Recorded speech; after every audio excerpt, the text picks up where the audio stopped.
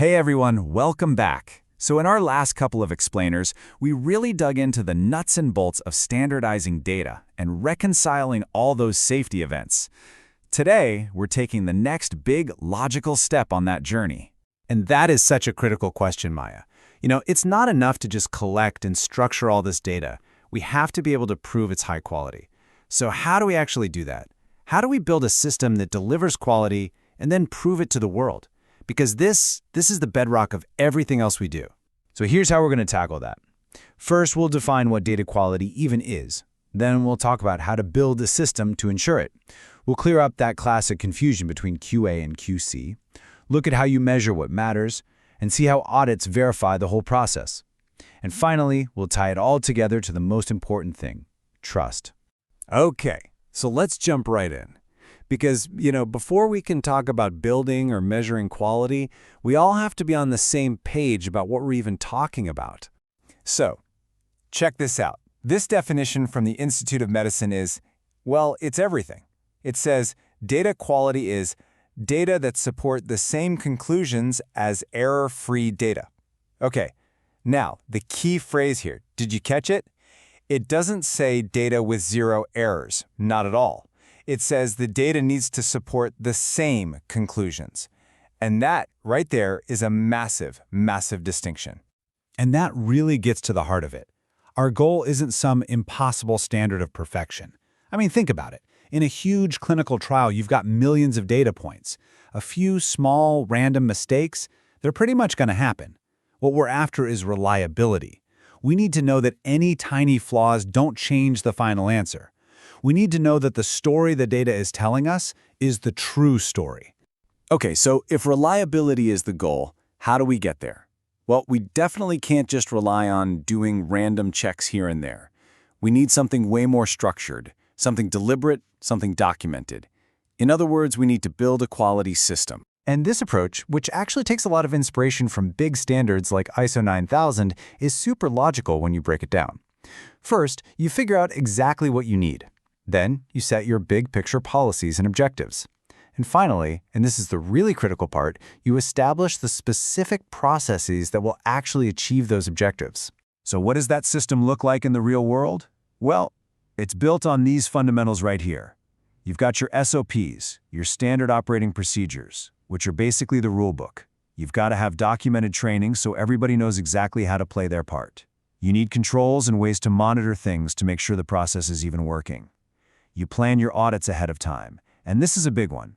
You have super clear roles and responsibilities. No confusion about who does what. Okay, so this naturally leads us to something that honestly trips a lot of people up, the difference between quality assurance and quality control. You hear QA and QC thrown around like they're the same thing, but they are absolutely not.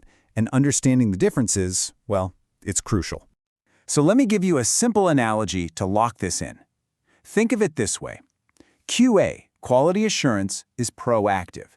It's the grand plan. It's the blueprint for the entire car factory, designed to make sure every car is built right from the very beginning.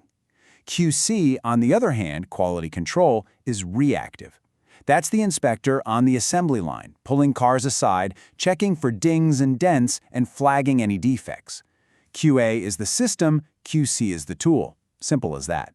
And if you look at the official definition for QA, it backs this idea up completely. Look at the key words here: planned and systematic activities. QA is not about poking around in the final data. It's about designing the entire system, your SOPs, the training programs, how the database is built, all to build quality in from the very start. Now, let's look at QC. The magic words this time: operational techniques and activities. This is the doing, the hands-on work. It's running those edit check programs we've talked about. It's manually looking through data listings. It's firing off queries to go fix problems.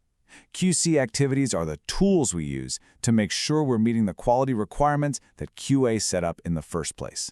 All right, so this all sounds good in theory, but it raises a pretty practical question, right?